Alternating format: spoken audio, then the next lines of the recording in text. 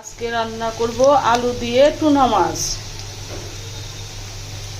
প্রথমে পেঁয়াজ দিয়ে নিয়েছি, এবার জিরা দিব,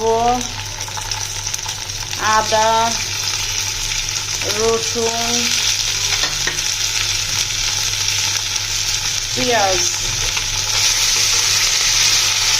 এবার মশলা ভাজা হয়ে গেলে দিয়ে দিব পানি।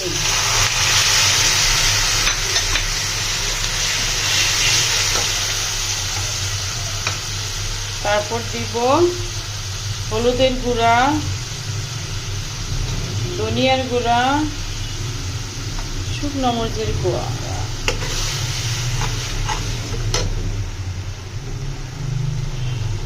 লবণ দিয়ে দিব, আর দিব কাঁচামরিচ।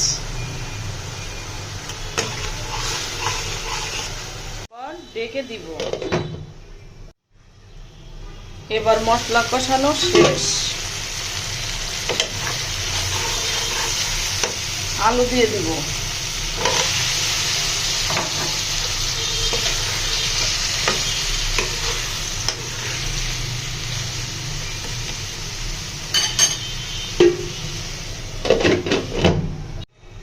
আলু কষানো শেষ, এবার মাছ দিয়ে দিব। অফ ক্যামেরায় মাছ ভেজে রেখে দিয়েছিলাম।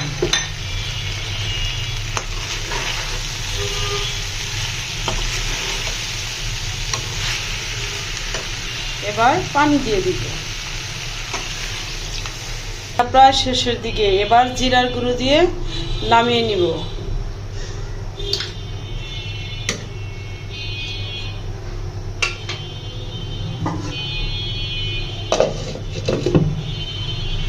যদি ভিডিও ভালো লাগে তবে লাইক, কমেন্ট, শেয়ার করে পাশে থাকবেন। আল্লাহ হাফেজ।